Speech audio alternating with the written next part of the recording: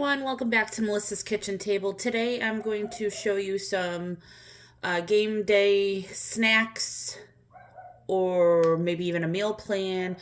And we really don't watch the Super Bowl, so you don't need to obviously do that just for game day. You could do that for anything you like. But we are going to be making chili, cheese quesadillas, kale, cream of kale dip, and then Parmesan Brussels sprouts. So the Brussels sprouts are super easy. I've only tried them with fresh, so I have not tried them with frozen.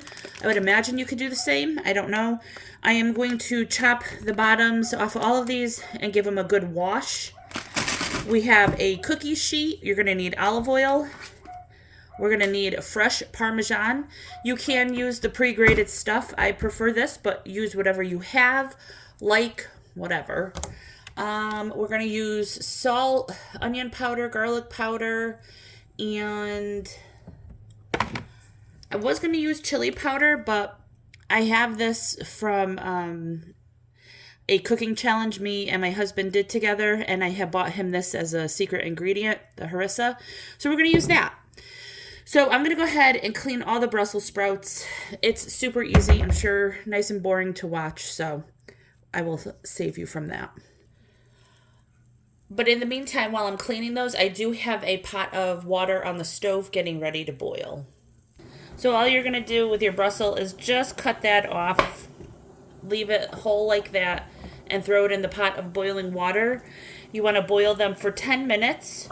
Or at least until they are fork tender. You don't want them mushy or falling apart because we're going to season them and then we will smash them later.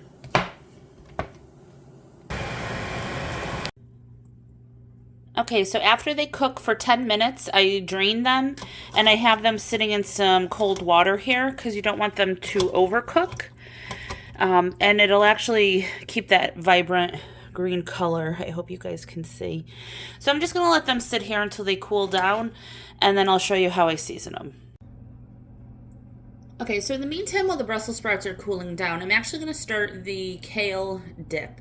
It's similar to the spinach and artichoke dip. I'm not putting artichokes. I'm using kale instead of spinach.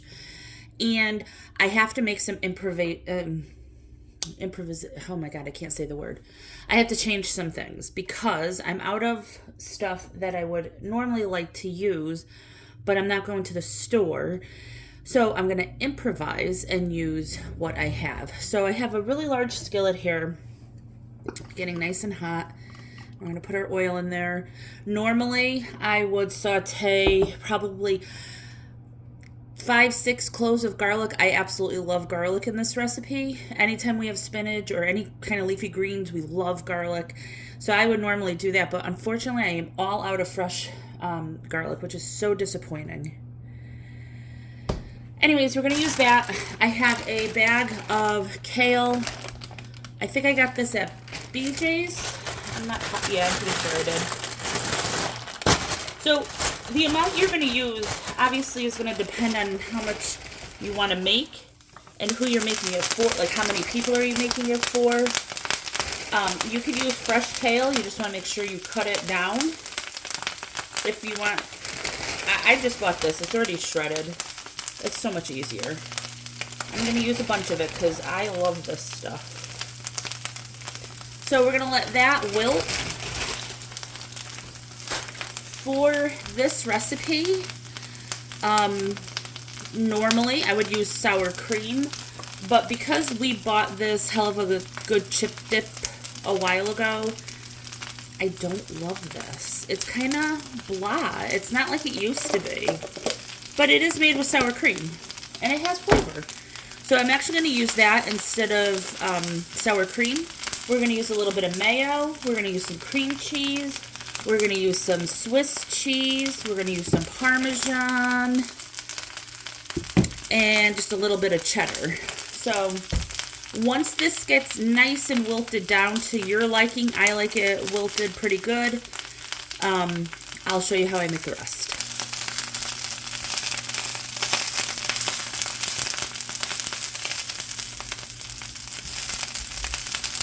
It does take longer than spinach. And there are some stems in there. You can take them out, or if you're using just like a bunch of kale that you have to process yourself, you could take the stems out if you want. It's up to you. Okay, so at this point, I think this is pretty good for us. This is what I like. Use some salt if you'd like. I'm going to use some of this black garlic. I'm actually going to turn this off. And we got the black garlic. I'm going to use regular garlic powder. Like I said before, we really like a lot of garlic on this.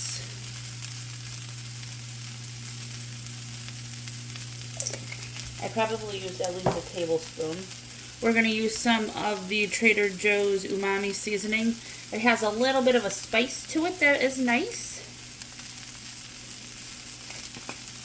I'm going to use some onion. I don't want this to get too hot. Make sure you can still see it.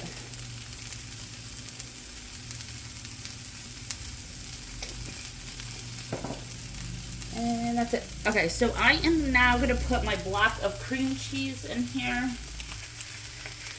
because I want it to melt. You guys can mix it in a bowl. I don't, you know, it doesn't matter.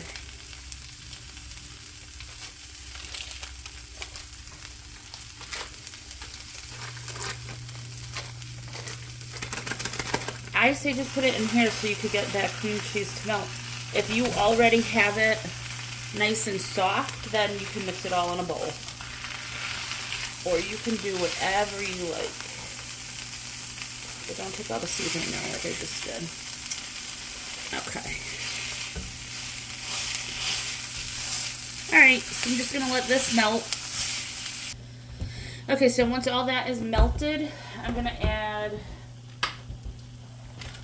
some mayo, and that's based on how much you're using. I'm using about, oops. I don't know, a big blob. How about that?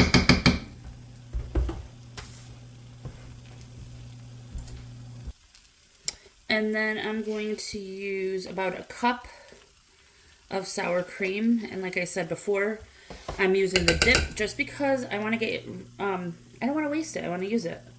You know, I paid money for it. This is a great way to do that. Alright, so I'm just going to mix all of that together. You can taste for seasoning.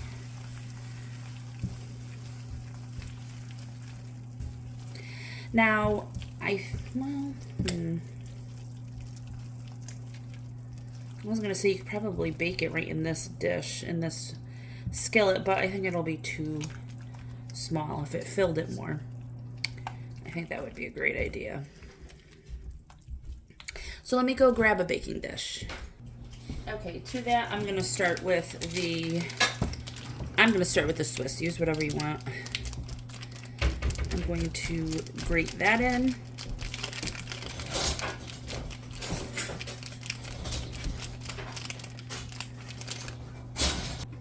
Okay, so I grated about half a block of Swiss cheese. I'm going to grate in some Parmesan. And then I'm going to put the cheddar on the top when I bake it.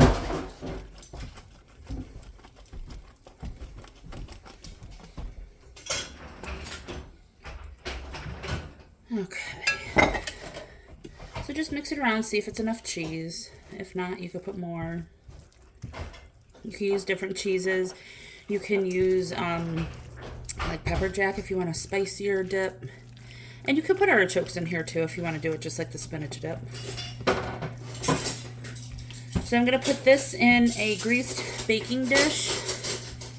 And I'm going to wait to bake mine. So mine might take a little bit longer because it's going to be cold by that time. But if you're going to do it when it's nice and hot, you're just going to top it with the cheese. You could use mozzarella, you can use the cheddar. You'll bake it at 350, 375, probably 10-15 minutes. I'm going to show you what everything looks like after, because I'm doing this for Sunday dinner. So when I serve it, everyone's going to be here and they're loud. So I'll just insert pictures of everything when it's done. All right, to start the chili, I'm browning 3 pounds of ground beef. Now, this pan was already dirty from the spinach, the kale that I did. So I just rinsed it out, wiped it out, so it doesn't have any of that in there, but I'm going to be doing this in the Instant Pot. You can brown your ground beef in the Instant Pot, but I feel like 3 pounds is a lot for the Instant Pot to do.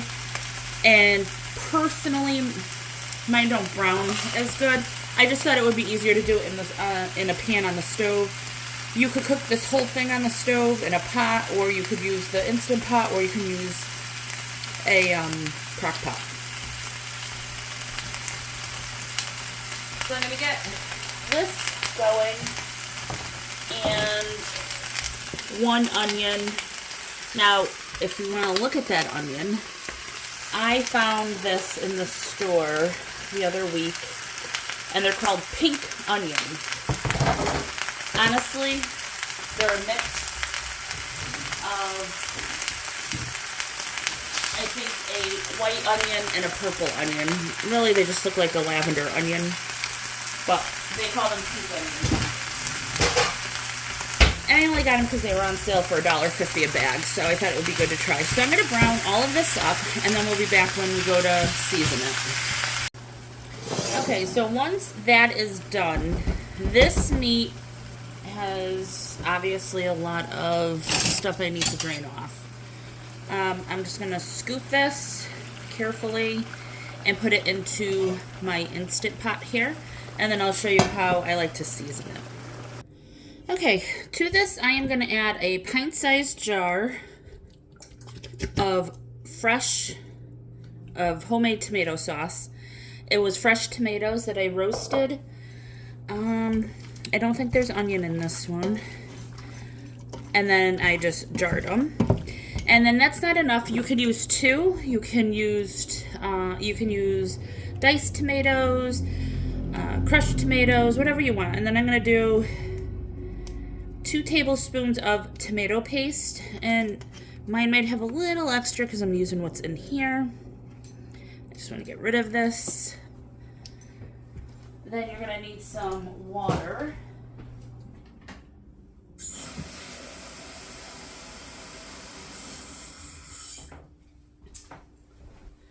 I would say probably maybe 2 pint jars. And again, it all depends on how much meat you're using. Just a little left. Okay, to this, we're gonna add garlic powder, chili powder, onion. You can use cumin if you want. You can put hot peppers in here. I would say about 2 tablespoons of chili.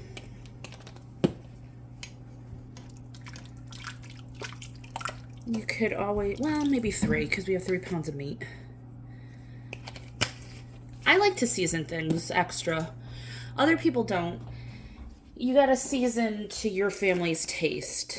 And then it's about a tablespoon of garlic. And let's see, what do we got here? I'll probably use a teaspoon or so of the onion. I usually salt and pepper off camera because people are weird about that stuff. You could also use beef broth if you like. You can add beef bouillon. You could even use chicken if you want. Now, you could also use beans.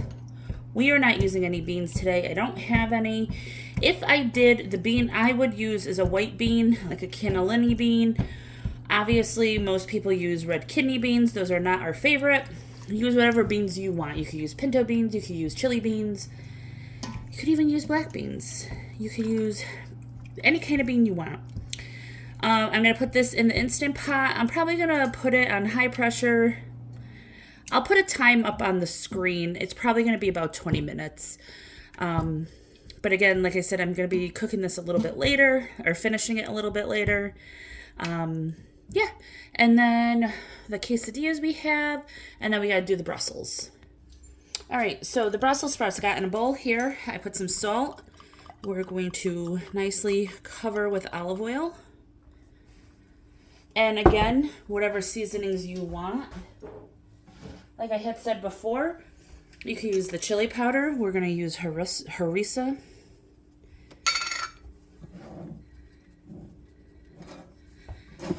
Mix that around.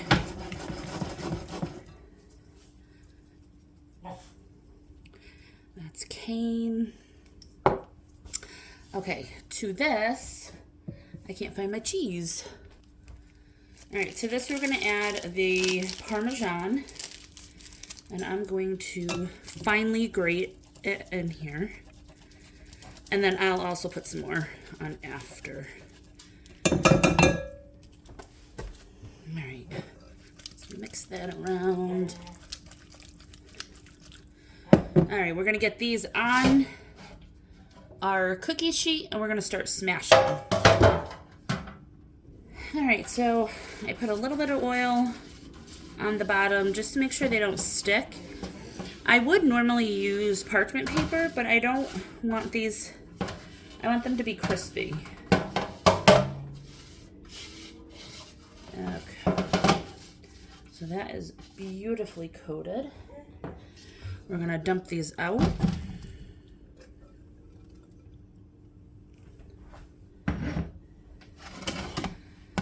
That's probably not a good idea. Okay, space them out. And then hopefully they're cooked enough.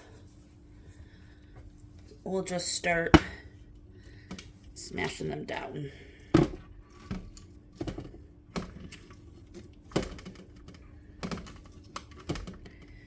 You might need to pull off your cup. You can use whatever cup you want.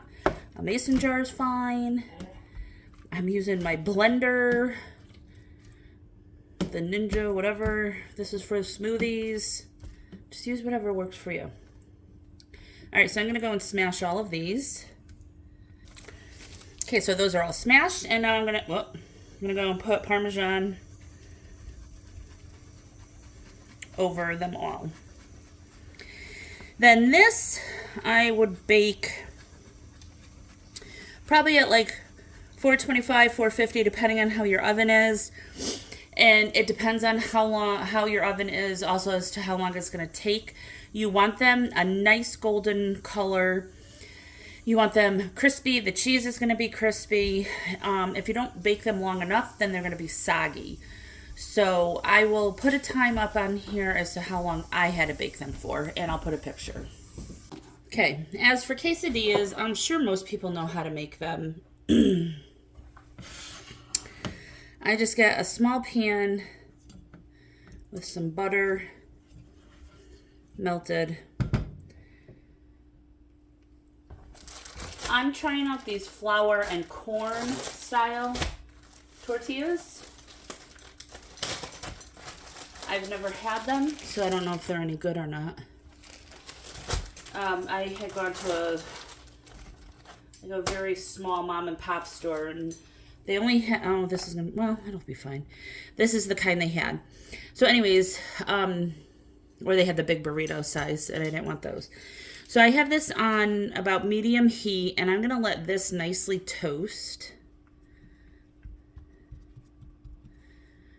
And then I'll put some cheese in it, put the top on, flip it, and that's it. It's just like a grilled cheese. Super simple, super easy.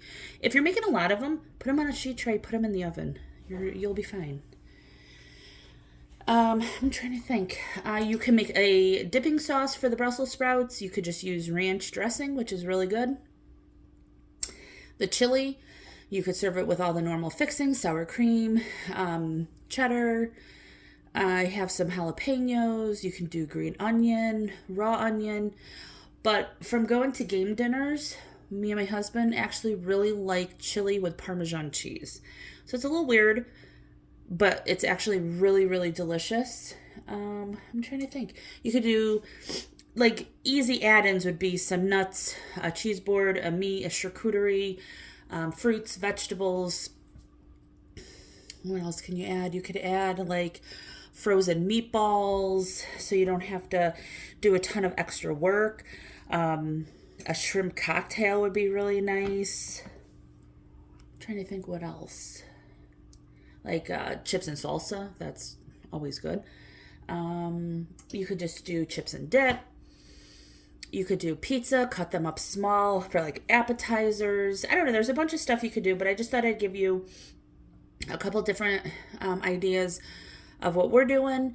And I hope you guys enjoy this video. If you do, please give it a thumbs up, hit subscribe and share, and I will talk to you all next time. Bye.